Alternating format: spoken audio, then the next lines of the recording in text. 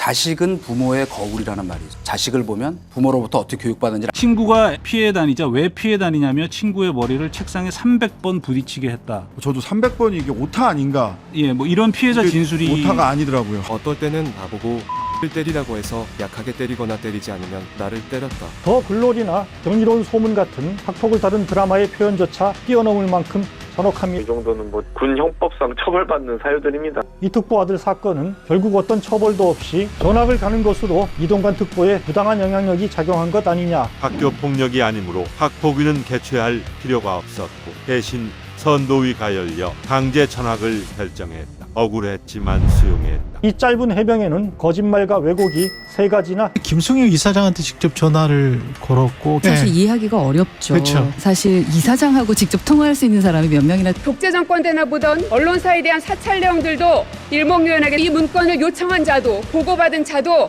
바로 이동관. 저는 국민적인 심각한 역풍이 불 거다. 만약에 임명을 한다면. 정순신 인사 실패의 경험에서 아무것도 배우지.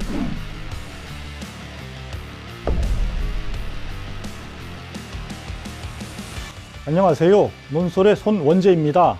윤석열 대통령이 이동관 대통령 대외협력특별보좌관을 방송통신위원장에 지명하기로 마음먹은 듯 보입니다. 이해하기 어렵습니다. 이 특보는 아들 학교폭력 개입 논란에 휩싸여 있습니다. 이명박 정부 시절 청와대 홍보수석으로 방송 장악을 기획 실행했다는 의혹도 커지고 있습니다. 유튜브, 구구 채널 등에 나와 갖가지 억지 주장을 늘어놓은 사실도 속속 드러나고 있습니다. 지상파는 건 말할 것도 없고 지금 뭐건 저 보수파에 제대로 된 분들은 아예 저 지상파 방송 안 보니까 신의 한 수 보지.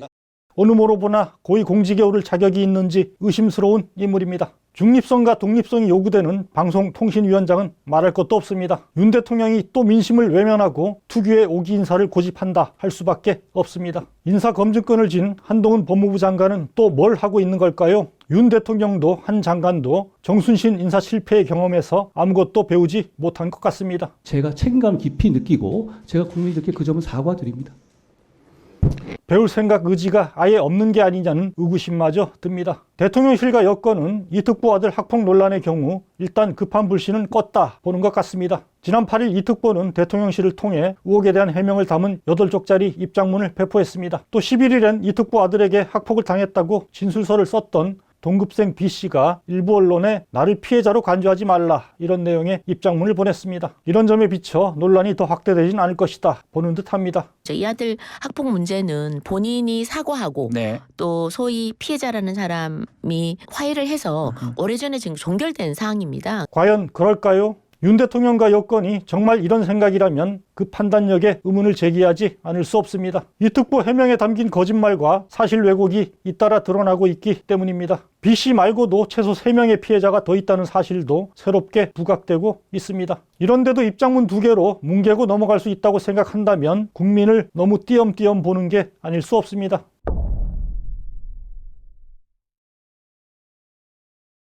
이 특보 아들 A씨는 2011년 서울의 명문 자사고인 하나고에 입학합니다. 입학 직후부터 주변 동급생들을 대상으로 지속적으로 폭력을 행사합니다. 하나고는 학생 전원이 기숙사에서 생활을 합니다. 수업이 끝났다고 학폭이 멈추지 않는 구조입니다. 결국 피해 학생들 중 2명이 2학년이 된 2012년 3월에 교사에게 상담하며 학폭 사실을 털어놓습니다. 5월에는 자신들과 친구들이 당한 학폭 실태를 담은 진술서를 작성합니다. 진술서에 담긴 내용은 충격적입니다. 학업 성적 최상위권 학생들이 모인 학교에서 벌어진 일이 맞나 싶습니다.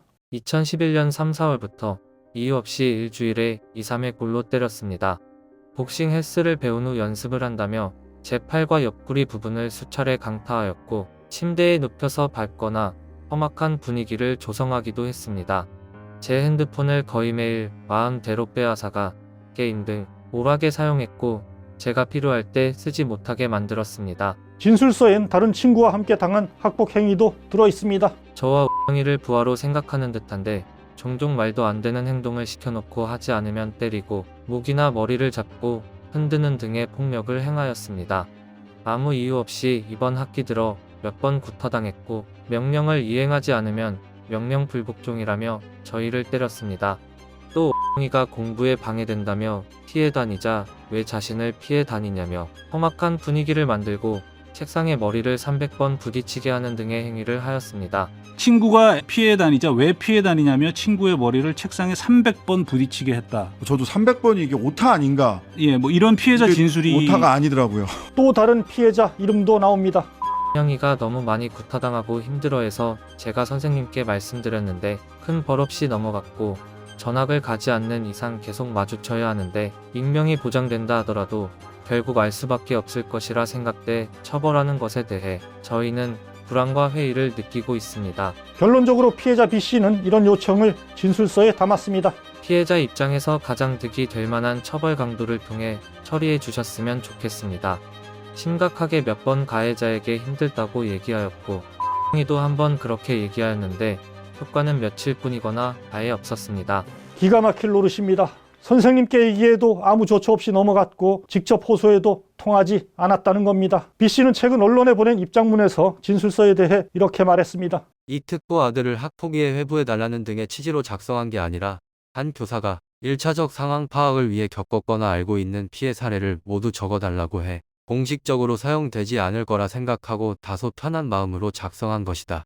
피해 진술 내용은 모두 1학년 초반에 있었던 일이고 작성 시점은 2학년 4월경이라 시간적 간격이 있어 기억에 혼선이 있거나 다른 친구들의 피해 사례와 섞인 경우가 있다. 11년이 넘게 지난 지금 B씨의 기억과 심경에 어떤 변화가 있는지는 알 도리가 없습니다. 이 특보 아들로부터 사과받고 화해했다는 B씨의 견해도 존중되어야 합니다. 하지만 입장문으로도 해소되지 않는 의혹이 여전히 크다는 것도 분명한 사실입니다. 특히 다른 친구 2명이 당한 학폭 사례는 B씨의 현재 입장과 별개로 규명될 필요가 있다고 봅니다. 더 글로리나 경이로운 소문 같은 학폭을 다룬 드라마의 표현조차 뛰어넘을 만큼 잔혹합니다. 또 다른 피해자인 동급생 C씨의 진술 내용도 못지않게 엽기적입니다. 1학년 2학기부터 시작됐다.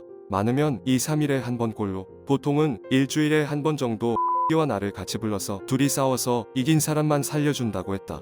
어떨 때는 나보고 X를 때리라고 해서 약하게 때리거나 때리지 않으면 나를 때렸다. 조폭영화에나 나올 법한 폭력 행위입니다. B씨는 최근 입장문에서 당시 진술서를 본 일부 선생님이 이 특보 아들에 대한 처벌을 강하게 요청했다고 들었다 밝혔습니다. 그러면서 자신은 진술서를 작성한 다른 학생과 함께 교사들을 찾아가 이 특보 아들의 전학을 원치 않는다, 막아달라고 읍소했지만 일부 교사들이 왜 그런 일을 당하고도 숨기려고만 하느냐, 귀 기울이지 않았다 전했습니다. 그러나 기본 상식을 갖춘 사람이라면 교사가 아니라 일반인 누구라도 이런 잔혹한 폭력 사실을 알고 그냥 넘어갈 수는 없었을 것입니다. 이 정도는 이 군 형법상 처벌받는 사유들입니다. 학생을 떠나서 너무 엄격하게 적용돼야 될 부분이기 때문에 학폭이 행해진 기간도 모두 1학년 초반에 있었던 일이라는 B씨 입장문과 달리 두 진술서에는 2학년 초반까지 계속됐다는 점이 명확히 적혀 있습니다.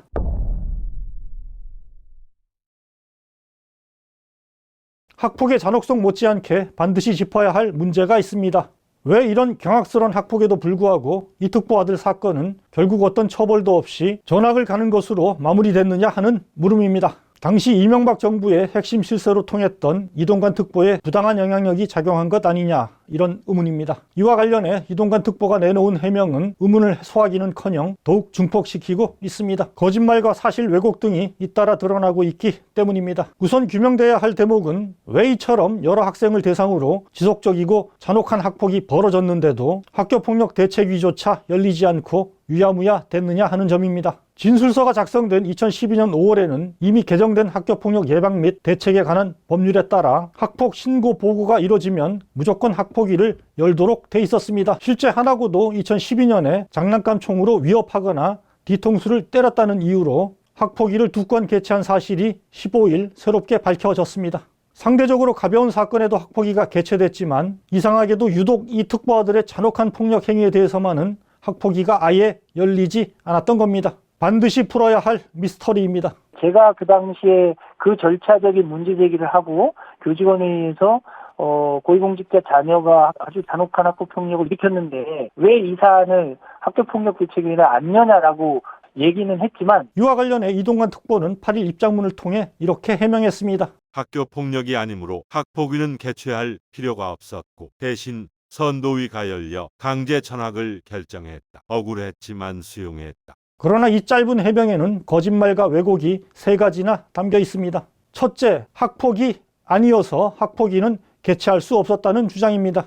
그러나 앞에서 봤듯이 학폭위는 신고나 보고가 들어오면 무조건 열어야 합니다. 학교 폭력이냐 아니냐도 학폭위에서 결정하게 돼 있습니다. 둘째, 학폭위 대신 선도위가 열렸다는 주장은 명백한 거짓 해명입니다. 한겨레 취재 결과 하나고는 2012년 이특보 아들 문제를 다루기 위한 선도위원회는 개최된 사실이 없다 밝혔습니다. 심지어 선도위는 학폭을 제외한 학생의 비위 행위를 검토하고 처분을 내리는 기구입니다. 애초 학폭으로 보고된 이특보 아들 행위는 선도위 논의 대상이 될 수 없었던 겁니다. 이특보는 선도위가 열렸다는 주장의 근거로 과거 하나고 교장의 서울시의회 발언을 제시했습니다. 문제가 됐고 그래서 선도위원회에서 공고 전학을 하기로 했는데 이 전 교장은 현재 하나고를 퇴직한 상태입니다. 왜 그런 거짓말을 했는지는 알 수 없습니다. 분명한 건 위증을 했고 이특보 또한 위증을 근거로 거짓 해명을 했다는 사실입니다. 셋째, 선도위가 강제 전학을 결정했다는 주장도 당연히 거짓입니다. 선도위가 전학을 결정할 수 있는 곳입니까? 그것도 결정할 수 없는 곳입니다. 선도위 규정에는 전학 처분을 할 수 없는 것으로 되어 있는데 우선 선도위 자체가 열리지 않았는데 선도위 처분에 우리는 따랐을 뿐이다라고 얘기하는 것은 사실에 위배된 말이죠. 아들 전학을 강제 전학이라고 표현한 것 자체도 사실관계를 왜곡한 것입니다. 강제 전학의 경우 학교 생활기록부에 기록이 남고 전학 가는 학교에 내는 전출입 사유서에도 사유를 기재하게 돼 있습니다. 실제 정순신 변호사 아들의 경우 강제 전학 징계 사유가 학생부 등의 기록으로 남겨진 바 있습니다. 그러나 이특보 아들의 경우 학생부에 어떤 징계 기록도 남지 않았습니다. 전출입 사유서에도 영어 교과 난도가 높아 적응하기 힘들어 전학을 간다, 이렇게 허위 기재했다는 주장도 제기됐습니다. 사실이라면 서류상으로는 자발적 전학이냐 꾸며놓고 이제 와서는 강제 전학 징계를 받았다고 주장하는 이중 플레이가 아닐 수 없습니다.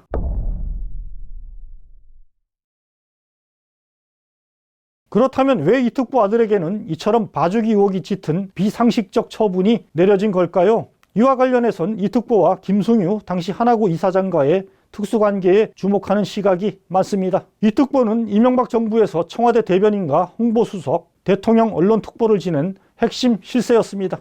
하나금융지주 회장 출신인 김 이사장은 이명박 대통령과 고려대 동기 동창으로 이특보와도 잘 아는 사이였다고 합니다. 이특보가 아들 학폭 사건이 불거지자 바로 전화를 건 사람도 담임, 교감, 교장이 아닌 김 이사장이었습니다. 이 특보는 입장문에서 김 이사장과 당시 전화 통화한 것은 상황을 보다 정확하게 알기 위한 문의 차원이었다 해명했습니다. 또 당시 김 이사장으로부터 교장을 통해 상황을 알아보겠다는 답변을 받았지만 이후 추가로 어떤 통화도 한 사실이 없다 덧붙였습니다.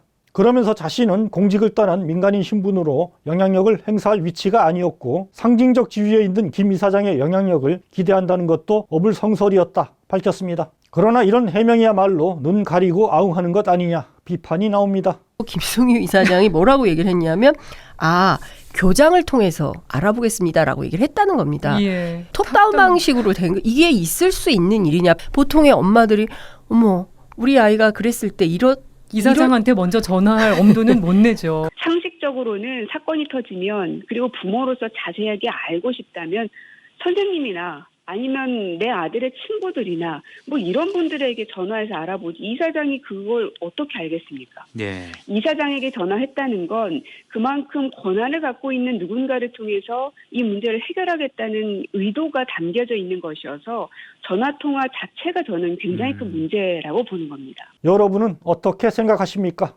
실제 김 이사장과의 통화 이후 학교 대처는 지금까지 본 대로 이상하게 흘러갑니다. 학폭위도 열리지 않았고 담임 종결로 사건이 마무리됩니다. 교장, 교감, 담임교사에게 압력이 가해질 수밖에 없습니다. 그러면서 정치에 취약한 학교는 권력 실세의 방향에 맞출 수밖에 없었습니다. 그 결과는 교육 정의의 추락입니다. 이 특보 아들은 아무런 징계도 받지 않은 채 전학을 갖고 명문대에 입학합니다. 특권이 판치고 승리하는 암울한 우리 현실을 드러낸 사례라고 해도 지나치지 않습니다. 정순신 전 검사의 법기술을 뛰어넘는 그야말로 전형적인 권력기술 사건입니다. 아무리 심각한 학폭을 해도 아무 흔적도 조치도 없이 전학을 가고 학생부 기재 피하고 고등학교를 무사히 졸업하고 그리고 명문대를 가는 최악의 상황과 다시 마주했습니다.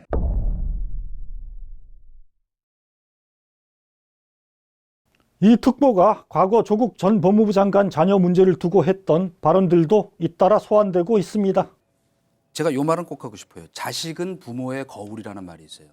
그 자식을 보면 부모로부터 어떻게 교육받은지를 알 수 있다. 일단 요 말만 하고. 조민 씨의 동양대 표창장 의혹이 커지던 상황에서 유시민 작가와 김두관 민주당 의원이 최성해 당시 동양대 총장에게 전한 것을 두고도 이런 말을 했습니다. 유 작가와 김 의원은 당시 경위 파악을 위해 전화한 것이다 설명한 바 있습니다. 이 두 분은 거물이잖아요. 존재 자체가 압력인 거예요. 그러니까 전화 이렇게 함부로 하면 안 돼요. 근데 할 말은 많지만 하지 않겠습니다.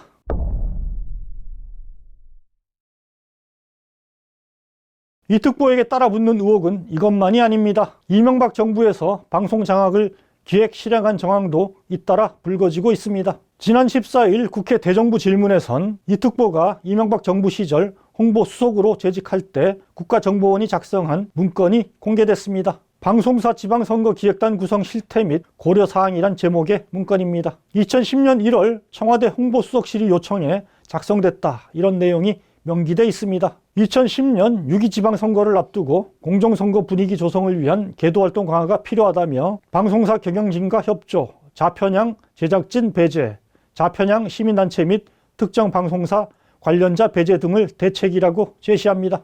언론을 편가르고 감시하고 길들이려는 내용으로 가득합니다. 정상적인 정부라면 엄두조차 못 낼 발상들입니다.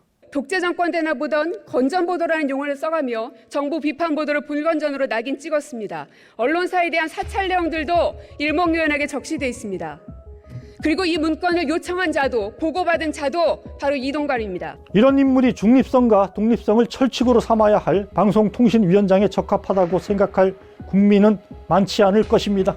지금이라도 이 특보 스스로 어울리지 않는 감투 욕심은 내려놓기를 권합니다. 그게 국민에 대한 최소한의 예의일 것입니다. 논설에서 함께 계속 주시하도록 하겠습니다.